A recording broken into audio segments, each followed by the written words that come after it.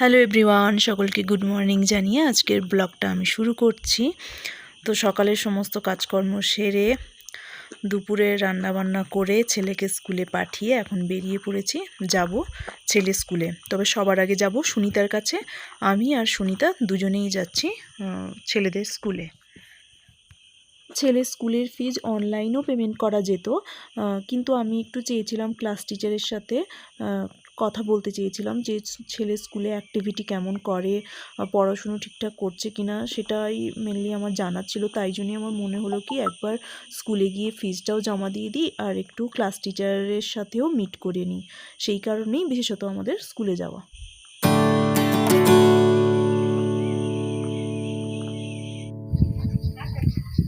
High করবা,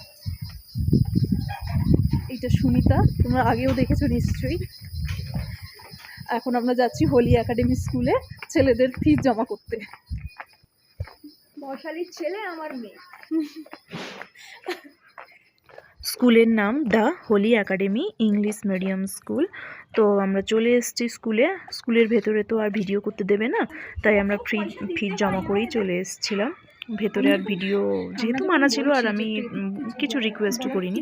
যাই হোক, তারপরে আমরা স্কুল থেকে বেরিয়ে পড়েছিলাম। বেরিয়ে একটু মার্কেটে যাচ্ছিলাম, একটু আইসক্রিম টাইসক্রিম খাবো, তারপরে চলে আসবো, যা গরম পড়েছে। যাই হোক, তারপরে আইসক্রিম কেনার সময় একটা খুবই বাজে ঘটনা ঘটলো আমাদের সাথে। যে আমার সাথে যে সুনিতা গেছিলো তার বোনের হাজব্যান্ড মারা গেছে অ্যাক্সিডেন্টে।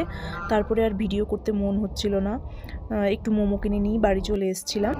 সুনিতার বোনের হাজব্যান্ড বাইক নিয়ে ডিউটি যাচ্ছিল, তো একটা লরি এসে ওনাকে এমনভাবেই ধাক্কা দেয় যে সাথে সাথেই স্পট ডেড হয়ে যায়, চিকিৎসা করার কোনো সুযোগ দেয়নি।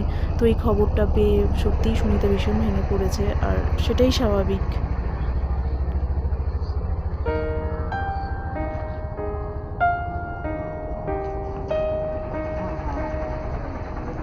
যাই হোক, এখানেই শেষ করছি আমার ভিডিও। ভালো লাগলে লাইক, শেয়ার, সাবস্ক্রাইব অবশ্যই করবেন।